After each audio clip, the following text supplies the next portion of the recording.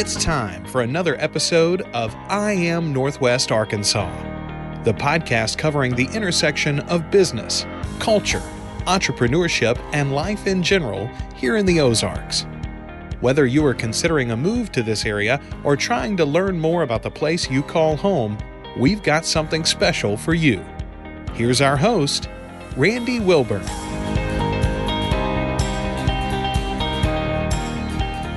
Hey folks, and welcome back to another episode of I Am Northwest Arkansas.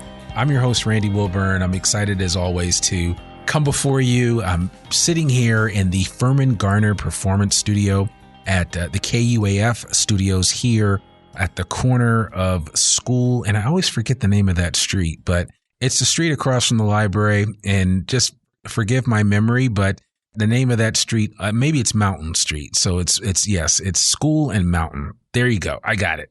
Yes, my guest is not nodding her head vigorously. So, and that speaks of which, I have an amazing guest on the episode today, and it's somebody that, I always like to give you a prelude before I actually introduce people, but I came in contact with her because I was called one day when my new venture, Onboard NWA, was about to start, and the Northwest Arkansas Business Journal was kind enough to do a really good piece on the start of this hyperlocal job board. And they said, well, hey, we want to take a photo.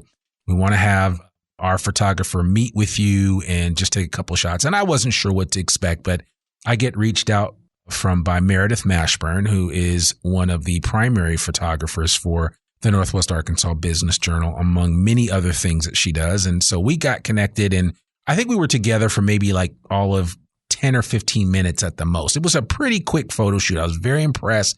She was lugging around a lot of photo equipment, and she did it effortlessly.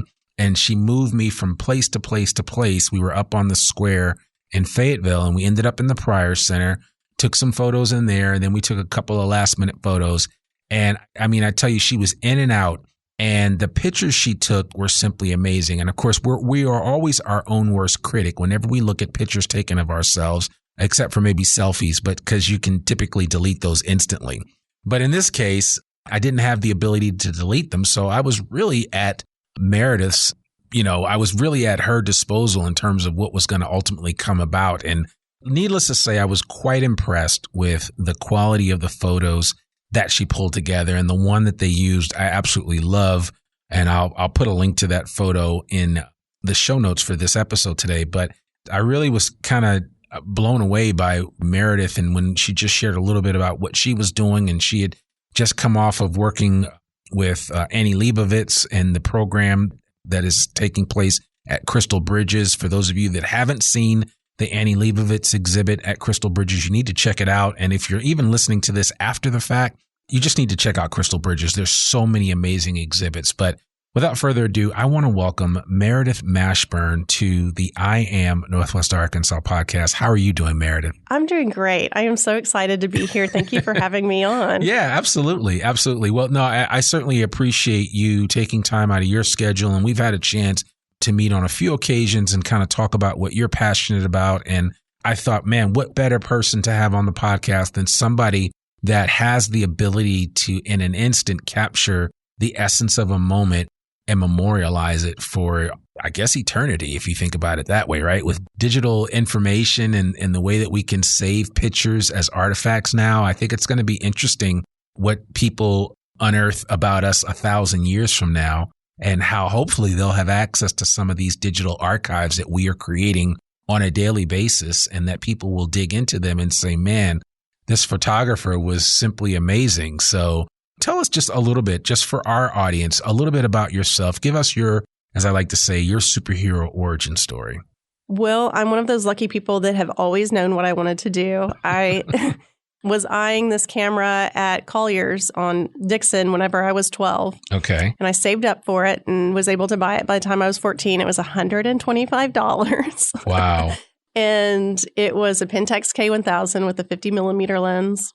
And I never looked back. I just always wanted to be a photographer. That's all I ever thought about. That's all I ever did. In college, I was just in the dark room. I didn't party. I was just in the dark room by myself all the time. Yeah. Well, now let's stop for a second, because for the uninitiated, a dark room is a place where you develop film. nowadays film is developed instantly in our pockets in a camera. So we don't, and it's so funny. My kids, they have no idea. And I think I told you this when we originally got together. I said, I studied photography a little bit. I'm nowhere near your capabilities, but in college, I took several classes and I learned how to properly work in and spend time in a dark room, especially with black and white film. And just, you're able to just do some really unique things that nowadays we take for granted that in some instances we can almost do on Canva or on Adobe, right? Fill in the blank tool of choice online. You have those capabilities. And I think people nowadays just take it for granted. But there is an art to photography, and you have totally embraced the art of photography. Well, thank you. The art of photography really just comes from connection. And I really learned this recently with mentoring the 900 students with Annie Leibovitz in the mentorship That's program. Not a few. That's a lot. It's a lot. And then 30 students in my 55 plus photography class. I actually had a student call me today, Paul. Hi, Paul, if you're listening, to tell me that how much he loved his class and how he's wanting to, further his interest in photography. And he was thinking about taking a class at Bedford's as well. Okay. And it just made me feel so good that somebody reached back out after class and told me what a great time that they had and that they want to continue their interest. So that made me feel so good. Well, and I love the fact that you are not only educating the young people, but you're educating older people. And I think as this population, this U.S. population specifically, but as this U.S. population grays and we have more people over the age of 60, there is going to be a lot of opportunity for folks to take advantage of things that maybe they never got to do early on in their lives. And that's probably what you're experiencing with that older group. Absolutely. My class, my 55 plus class ranged from 55 to 88. And they all had different levels of interest. So, from taking photos of their grandkids to I want to be a professional photographer and taken seriously. And whenever I opened up to the class, I said, you can achieve anything you want to do in this class. If you want to be a professional photographer, you can. I talked to them about Bill Cunningham, who was a photographer until he was 88 in New York. And I sent them a bunch of other movie suggestions about older photographers. It's definitely one of those fields where you can be any age and be successful. I've seen 14-year-old photographers be super successful. But really, it all comes down to connection, right? Right. Yeah, no. And I'm thinking of like Gordon Parks. And I mean, there's so many photographers that have done it into their 80s, 90s even. So, so there is a real possibility there for individuals that have an interest in photography. Okay. So 12 years old, you're a native of Northwest Arkansas? Yes. Okay. So this is your hometown. What does it feel like being here now? I mean, you're not old now, but I mean, what does it feel like to see Northwest Arkansas in its current state, given what you grew up with? I can only imagine you've seen the differences. I have seen all of it. I only wish that my film had survived. I had a fire a long time ago, like decades ago, and all my film was burned. And so from back then, but I wish I had all of that because I would be out at night taking pictures on Dixon and all around town, and back when Rotsey and the Grill were on Dixon. Yeah. And so it's just really interesting to see how our little town has grown, and it's pretty wild. And then I listened to stories of my grandfather who, he passed away a long time ago, but he was 98 when he passed away. So he had been here a while too. And so, he was telling me stories about 71 Business being a dirt road. And boy, I really wish I had photos from then too, to look at and physically see all the changes. It's interesting. I mean, somebody posted something on Facebook not too long ago, and I have to see if I can find them, but there were some photos taken in the early 70s on Dixon and some other areas. And it was like, I couldn't recognize it. I know. And I've only been here almost 10 years now, but for people that have been somebody like yourself that has been here all your life, you're like, wow, that takes you back to a former time. So, and I know what it feels like when I look at pictures of my hometown of Teaneck, New Jersey, and someone will post a picture of an iconic landmark in my hometown. And I'm like, oh, I remember that. but I can't go back too far beyond when I grew up because, of course, I have no frame of reference for it. But, it's just there's something about your location and where you are and how things change. Nothing ever stays the same. And that's why I think sometimes photography is so important, is because in a moment in time, it can capture the essence of what you, the photographer, is experiencing at that time. Yeah, I think people are drawn to it for that reason. It's all about memory and emotion and evoking that within yourself. And we're all photographers, not just me. We all are. We all have these great devices that can take beautiful, beautiful photos. Yeah. In fact, my 55 plus class, some of them had DSLRs and some of them had iPhones. Some of them had Androids. But, like I said, it's all comes down to connection. Yeah. Yeah. And I tell people that all the time. I'm like, there's always an opportunity for you to take a picture. And we have these, and I always pull it out. We have these wonderful devices in our pockets that now can shoot in 4K. Soon it'll be 8K. But I mean, just the images that you can cajole out of these iPhones and Androids are simply on a whole nother level. Oh, it's wonderful. Yeah. And now with the Android, you can even edit things on the fly and it will take multiple photos of an image, and then you can choose the best image where you were in focus the most or where everybody was looking the same way. I mean, you think of that, it's like, that's like heresy, when it comes to a photographer, because it's like, typically it's like you take one photo and that's it, right? And you hope for the best. Not anymore. It's changed. Yeah, that was back in the film when we had 24 or 36 frames. Yeah. But now, I guess you want to be a little bit careful because you don't want to mess up your shutter or, your motor or anything. But I shoot a lot. Yeah. I shoot so much. With every, sitting or gig I have, I probably will shoot between 100 and, depending on the gig, 1,000 images. Yeah. But yeah, you're only as good as your best image you have, your worst image you have out there, right? So I'm pretty particular as to what I send out. Yeah.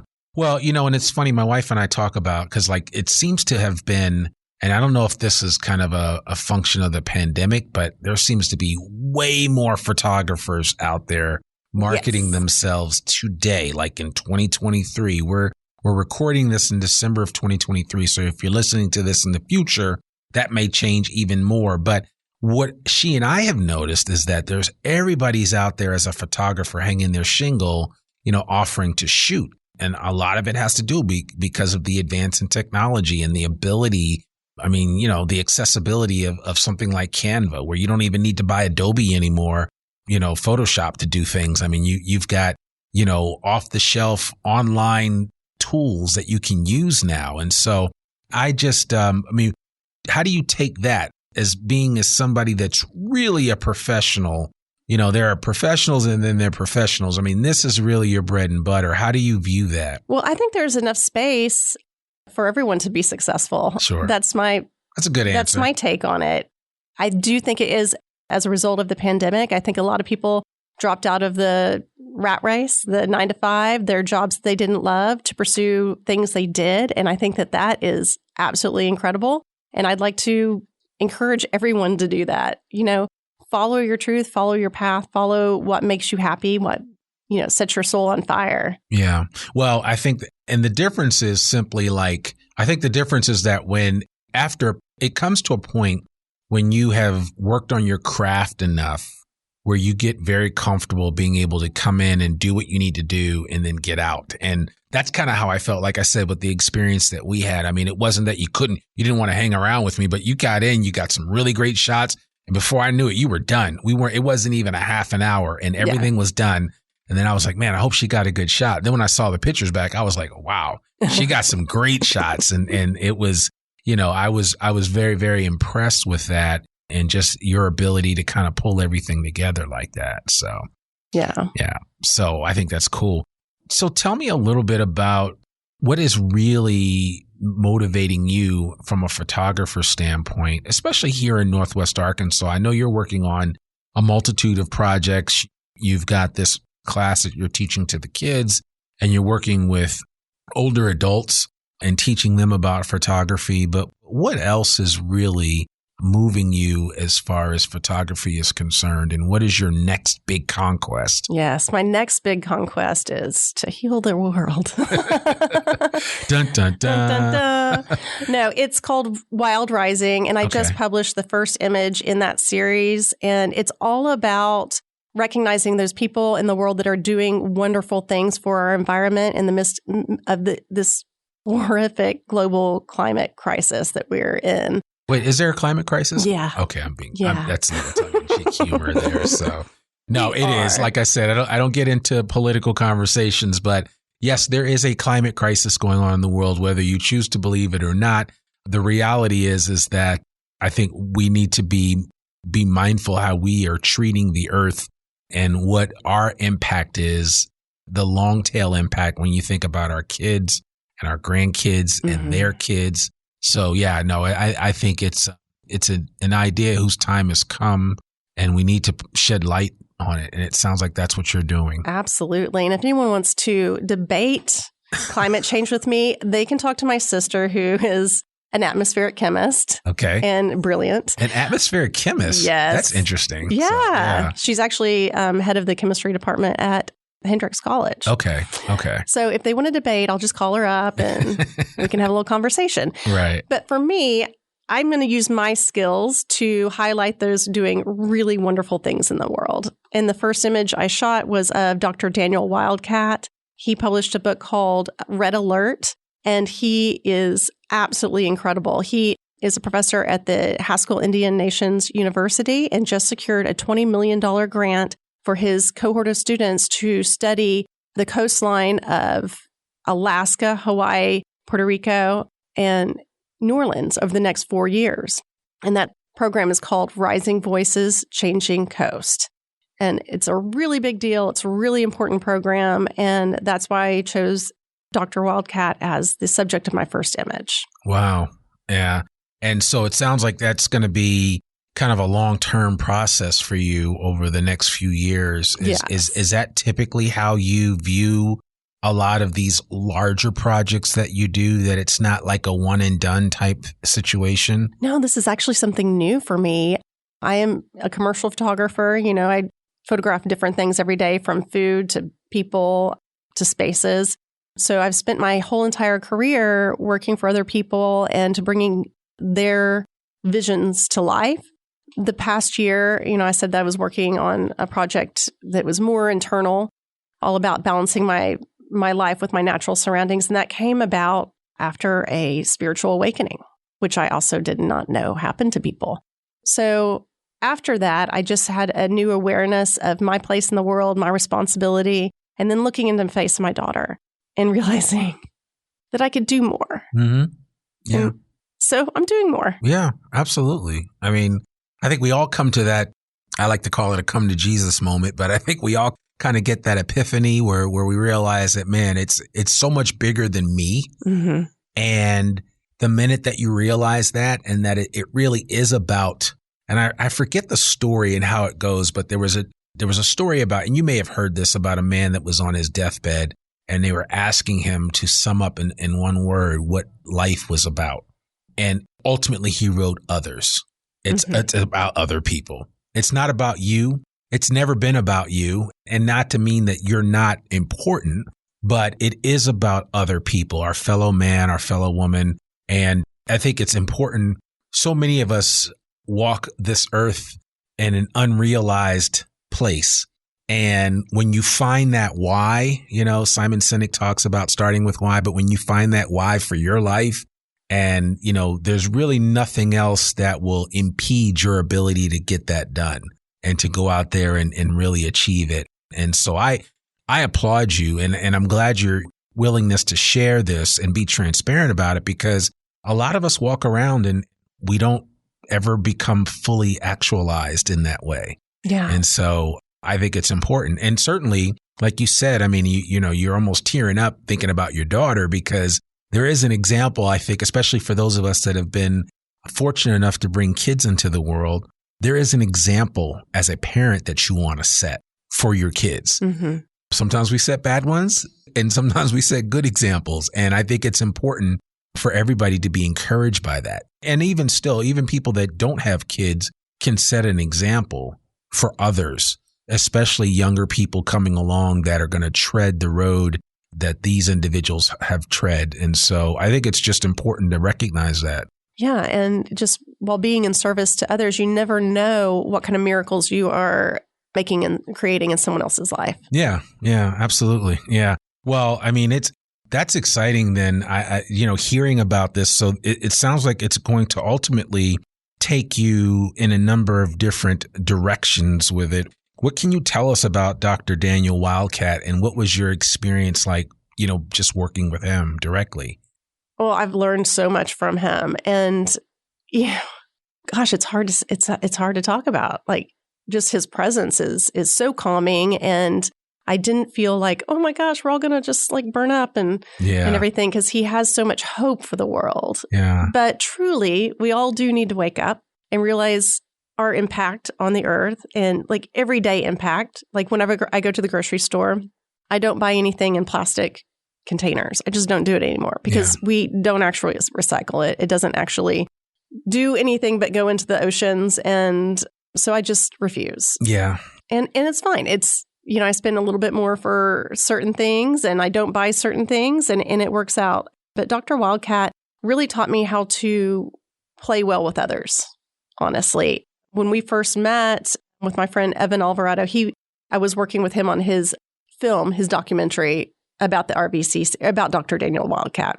And I was doing stills and he was doing his documentary. We had a ceremony at the beginning where we spoke with the students and we all discussed our norms and our requirements, just how we speak to each other, what we expect from each other, our expectations. Then we had a really beautiful ceremony at the Medicine Wheel, which is gorgeous sacred space at Haskell Indian Nations University. And it really kind of set the tone for how I'd like to approach every project and interaction I have with people, where it's just about being open and honest and caring of others. Yeah. And of the place we live. Absolutely. Yeah. And it sounds like a lot, but I think all we're really saying or suggesting, or at least I can't speak for you, at least I think about it this way, is just, just try to do your part, right? Yeah. And then that little bit helps. Like I picked up a bottle on my walk early this morning, and I put it in the recycling bin and I was like, yes, one down. And so, it's the little things, right? I mean, they do make a difference in the long run. So yeah, if we can just make a 1% change, a 1% difference, I think it will mean so much. I'm making all the changes because I'm an artist and I want to be dramatic. And also I think it's the right thing to do. So I've gone solar with my house. Okay. I don't do any plastics. I've gone vegan with my diet, except for I do eat chicken eggs. Okay. Locally grown, of course. No judgment. It's all good. I haven't figured out the protein part. So I've not been vegan long enough to understand all of that. So I'm trying to balance. But, I'm just really trying to just do everything I possibly can. So also, if somebody has suggestions for me, please let me know. Yeah. I've been hoping to go electric with my car by April of 2024. So we'll see. So hopefully you'll get an electric vehicle that will get you around. Yeah. No, I think there's tremendous benefits to that. I think the biggest challenge that people have range phobia, it's like, can I go far enough in an electric vehicle? And you can. You can. I did a road trip to prove it, actually. Okay. I went on a road trip with my friends, Jason and Mai. Hi, guys. We went to see Dead & Company in Denver. Okay. No, it was in Boulder. It was close enough. Somewhere out in Colorado. Right. And we specifically took their electric car because I really wanted to be able to speak on the subject about long distance travel, because that seems to be something that people are really freaked out about. Yeah. And there was one long shot between charging stations that we were a little bit like, I don't know. But it can be done. It's totally easy. They have apps so you can see where the stations are, which ones are operating, which ones are open. And actually, even though it did take longer to get to where we were going because of the charging takes longer than filling up with gas, it actually felt shorter because we were getting out, we were walking around. Most of the charging stations are like at malls or something like that. So we can walk around the mall for like 20 minutes while it's charging. And it was actually really a nice trip. Yeah. Yeah. You plan. That's what you do. Yeah. So I rented an EV for the first, I've been in several EVs, driven Teslas and all that stuff, but I rented an EV for the first time this past year, actually in June. It was actually a cheaper rental than everything else. The guy was like, do you want an EV? I was like, sure. I'm in California. What could go wrong, right? So I get an EV. I drive from San Francisco up to Sacramento.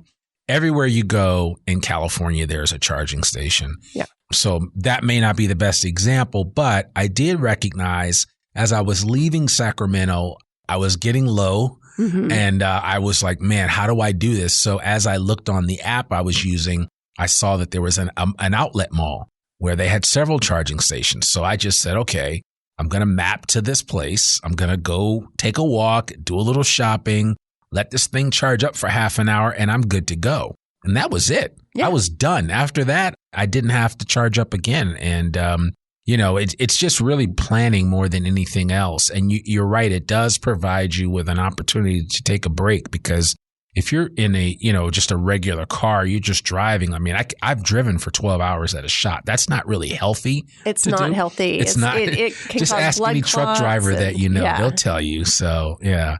But no, seriously, I think that's important to consider the impact that you have when you do have an electric vehicle and the simple fact that there are more electric vehicles hitting the market. Mm-hmm. And the other thing is if you're not like 100%, if you have range anxiety, which is like a real thing that some people have, then you could get a hybrid. Start off there. Take the baby steps, right? Work your way off. Wean yourself off of petrol fuel and onto an electric vehicle. So there's plenty of options out there for you. Absolutely. I'm actually doing trade with my friend Brent Robinson. He's got this company that he takes bikes and makes them into e-bikes. Yeah. Yeah, which is really, really cool. Yeah, okay. That's awesome. Yeah, so we're doing a little trade. So I am getting a little e-bike to tool around town with. So I think that'll be nice because I won't have to drive my car around town, like locally to the grocery store or anything. Yeah, I've thought about getting an e-bike just because of the trail. The Neocasca Creek Trail is just off of it comes through my subdivision. So I could jump on it and ride through Gully. And as they're now finishing up the trail at the top of, for those of you that aren't familiar with Fayetteville, at the top of Mission and Old Wire, that the Greenway Trail is being extended there all the way over kind of towards Mount Sequoia area. So into the historic district in Fayetteville. So you're and very soon we'll be able to circumnavigate a good portion of Fayetteville on the Greenway. Yeah. Which means that you could do it with an electric bike and not bat an eye. I mean, I can still get on the road and do it, but I mean, this can almost ensure that you don't get hit by anybody in the process. So, well, I think I know where you can get an electric bike. I know. No, that's cool. Yeah, no, there's a lot of options out there and I've been looking at them. I certainly would. I'm going to have to take a closer look in the near future. So when the time is right, I will have to reach out to you and get some advice. Yeah. So tell me this. I mean, you've been shooting film, shooting photography for more than 25 years. How has your perspective on photography changed over that time? Put aside the technological aspects of it. I mean, you still have to have an eye, I think, for things. And that to me is what separates like a really good photographer from just somebody out there casually taking shots. I'm not sure if anything has really changed a whole lot. There was definitely different styles of portraiture 20 years ago than there is today, but I never really followed those. I was more of a lifestyle portraiture artist. So I can also, being an empath, I can quickly get to know somebody within minutes, get to know what they like, what they don't like, their personalities. I can read them. So I think that is very helpful in being a photographer because you have just a few moments to really capture who this person is. Mm-hmm. And so if you can actually do that, then that's what makes a great photographer. Okay. Was that why my photo looks so good? Yeah, I can read you. Yeah, no, that's awesome. No, I love that. And then what advice would you give to anyone aspiring to be a photographer? knowing what you know now, right? I mean, would you have traded the experience that you had growing up at 12, buying that Pentax camera from Collier's to have like the iPhone 15, to be able to just have that dropped in your lap and have the capabilities? I mean, my kids are walking around. They don't have iPhone 15s right now, but they have nice iPhones that can do quite a bit. Would you trade that for what we have right now at our disposal? No, I don't think I would. I was able to do photography at a time where it was like Christmas every time you went and picked them up from Bedford Camera and Video, You have never lied. That is the truth. Yeah. You just didn't know what you were going to get. You did not. You did not know. And then I remember being terrified flying with my film. Like I'd go do destination. I don't do a lot of weddings, but when I first started, I did. I would do destination weddings and I'd come back with my film and in that lead line pouch and everything. And I would just be terrified that the X-ray was going to ruin it. And I mean, never happened. Right. But it was always a little bit nerve wracking. Have I told you about how I became a photographer professionally? No. Oh, okay. No, please share that story. Okay. It's really a funny story. Bedford Camera and Video, they were advertising for a portrait photographer. Okay. And at this time I was 17. Oh, wow. And I really wanted to be a professional photographer. I had been doing photography since I was 12. I mean, it was time, right? Of course. I had never used strobes before in my entire life. I didn't even know what type of strobes they had. But so I did research. I did research about all kinds of strobes. I did research about lighting ratios and lighting techniques. And Monday morning, I went in to do my interview, and I was supposed to take a portrait of the general manager. And I had 12 frames in my little film to take it. And then I had to wait for an hour for it to get developed to see if I got the job. And I did. I got the job. And I worked there for the next 12 years. Wow. Interesting. And every day I would try a new technique. So that's how I learned about lighting. Advice for photographers now. I can tell you, a gentleman came up to me not long ago at a biking event in Springdale. And he said, I have a minivan, or not a minivan. It was like anyway, it was some sort of van. And I was like, oh, okay.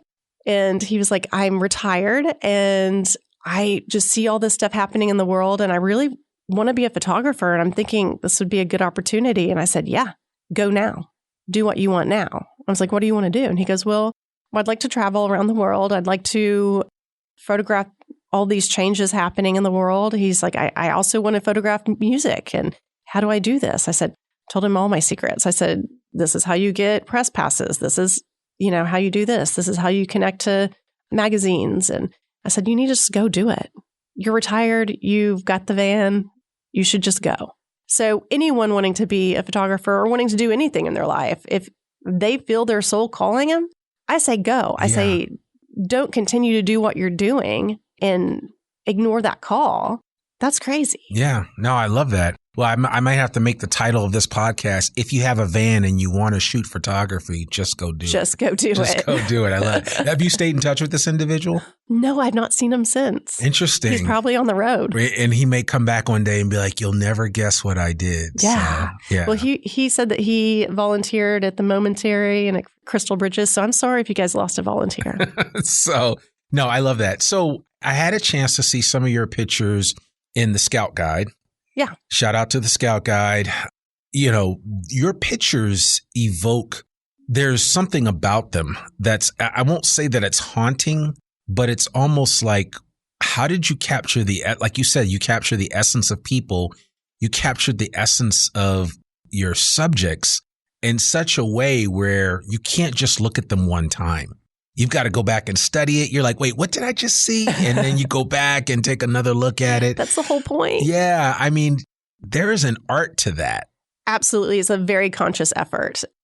Jennifer Esty is the editor for the Scout Guide, and we work very closely with her and the clients to make sure that your focus is on that ad and that you do go back to it. Yeah. So that is absolutely by design. I mean, the picture that you took of Blanca and Danny from Sugar Apple Baking Company, those are my Wasn't that those are two of my besties. I love those guys. So if you're listening, you guys are the best.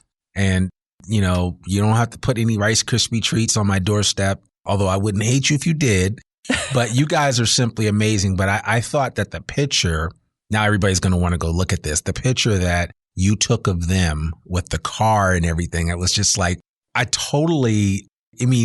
for some reason, it just resonated with me. I really enjoyed that photo. That whole photo shoot was so infused with love. I cannot tell you. It was divinely orchestrated. Yeah. I guarantee it. Because they wanted this special car, and I had no idea how I was going to materialize what they wanted. But I was driving around one day, going somewhere I knew exactly how to get to, and somehow I got lost. I don't know how. Yeah. But I drove past that car, and it was for sale. Oh, wow. And so I stopped, I wrote down the number, and I called them, or Jen called them. One of us called them. Yep. And it was the sweetest couple ever. And they didn't make us rent the car or anything. They brought the car to us and let us use it. And we did a couple of photos for them as well. Sure. Just the kindest people in the world. And it was all just serendipitous. Yeah. You know, I love that. So lovely. That's like, but you know, that's kind of the flavor of Northwest Arkansas, right? Yes. I mean, you've been here all your life. And at some point in every podcast episode, I have to talk about what makes Northwest Arkansas so special. You just captured it in a very short story about just how that works. And it doesn't surprise me that couple was like, hey, don't worry about it. Just, whatever. And you did a solid for them by taking a couple of photos. But what would you say to somebody listening to this that's thinking about coming to Northwest Arkansas about what makes this place so special? Granted, you're kind of a homer because you're from here, right? I'm not. So, I mean, again, I created this podcast because it was the one I would have wanted to listen to before I moved here, but it didn't exist. So I don't have the same affinity for Northwest Arkansas like you do because you're from here. I have an affinity for Northwest Arkansas, but it's for different reasons. So I would love for you just to kind of share your thoughts about that and why it's such a special place. I feel like there's a lot of people here with open hearts and open minds. I feel like there is so much love in this space. And, anyone wanting to come move here, you're totally welcome, but please match the love and open hearts. Yes. Well, and it's funny you say that because I always think about like other parts of the country where people have come to. Like I lived in Atlanta for a while, like after the Olympics when Atlanta was just starting to grow up, and it's grown ridiculously. It's huge. In a lot of good ways, but then also in a lot of ways that you're like, I was just through there a couple of months ago, and no shade to any of I have a lot of family that live in Atlanta and friends, and I like Atlanta, but I mean, I can, it's okay. Yeah. I don't ever want Northwest Arkansas to become that. I don't ever want us to get to that place where it's just the growth is cumbersome. Yeah. And it's almost like, wow, it's a lot harder. And I don't know that Northwest Arkansas ever will, right? Because of where we are in the country. A little bit insulated. Yeah, we are somewhat insulated, and it's a little different. But we keep touting that this is the Heartland, right? And I'm using air quotes now. They still think we're barefoot all the time. Oh, which, I know. Barefoot, I am. Outdoor bathrooms and no plumbing and all that other stuff. So, but yeah, we're moving in the right direction. Right. Suffice it to say. But no, you're absolutely right, though. I think that what I have found is that people just tend to be fairly genuine. Mm-hmm. And as a young man that grew up right outside of New York City and just used to a lot of blustery, hey, people are how they are. And, it's just a little different here in Northwest Arkansas. And that's something that I've really enjoyed experiencing over the years in my time here. Yeah. People are how they are. Yeah. Yeah. I believe people change. People can change and grow. And I feel like we are in a time of growth. Yeah, we are. I see it all around me. Yeah. We really are in a time of growth. So, well, listen, I want to be respectful of your time, and I really appreciate you coming together with me just to have this conversation. What are some of your, outside of when you're shooting people, what are some of your favorite places to explore and photograph in Northwest Arkansas? Do you have any? Yes, but I can't tell you.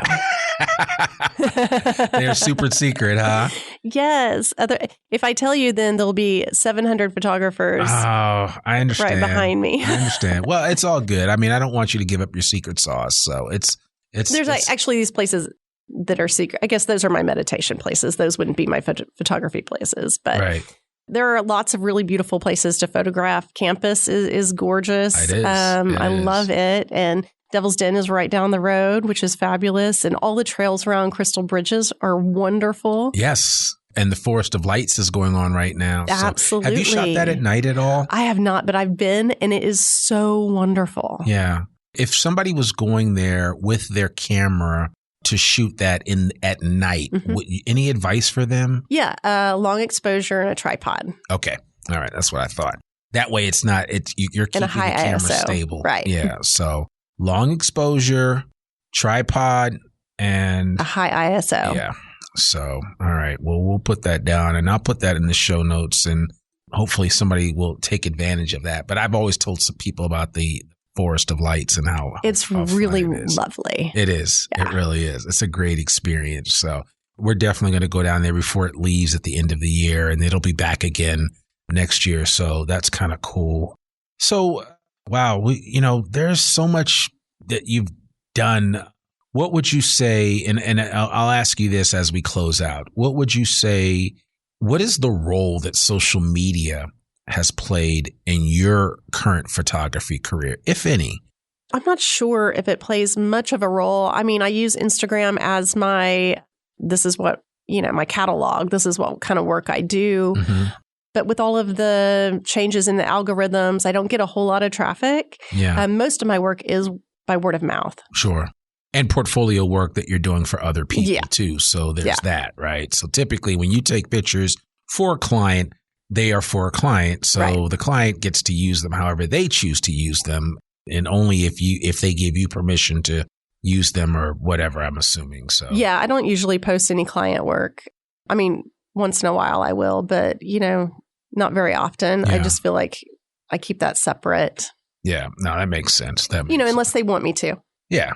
Yeah, well, that could actually bode well for you as a client. If you're listening to this and you've had Meredith do some photos for you, probably wouldn't hurt just to let her share a few of those, because she definitely has an eye for it, as you already know. So, well, good. Well, I appreciate you taking the time, Meredith, to sit down and talk with us today and just kind of share with our audience your story, because I think it's one that it resonates with me, being somebody that relocated here, but just hearing from someone that's from here, like from here, and what you've experienced over the years and how you've continued to ideate and develop new ways to represent yourself to the community. So I just want to say thank you. Thank you for the amazing photos you took of me. And I'm glad that the Northwest Arkansas Business Journal connected us in the first place. And hopefully we can do some more stuff together, but I really do appreciate all that you're doing here in the community. And I'm really excited for these 900 young people that will be impacted by your voice and your vision for photography, and that whole 55 plus class, which means there's going to be a bunch of older people running around with cameras trying to be Meredith Mashburn. Yeah, so be nice to them.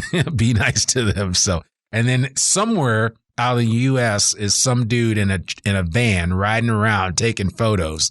And if you see him, you know who to remind him who to thank. So, yeah. Just try to get people to quit their jobs and follow their passions every day. That's it. Absolutely. I love that. So thank you very much for joining us today. Thank you for having me. Absolutely. Well, folks, that's another episode of the I Am Northwest Arkansas podcast. To learn more about us or to read or download the show notes from today's episode, visit IamNorthwestArkansas.com. And I'll be sure to put as many pictures that Meredith will share with me that I can put in the show notes for you to just check out her artwork if you haven't already seen it. And when I say her artwork, I mean her photographs. You can listen to this podcast and sign up for our free newsletter to keep up with us and all things NWA. Sign up today.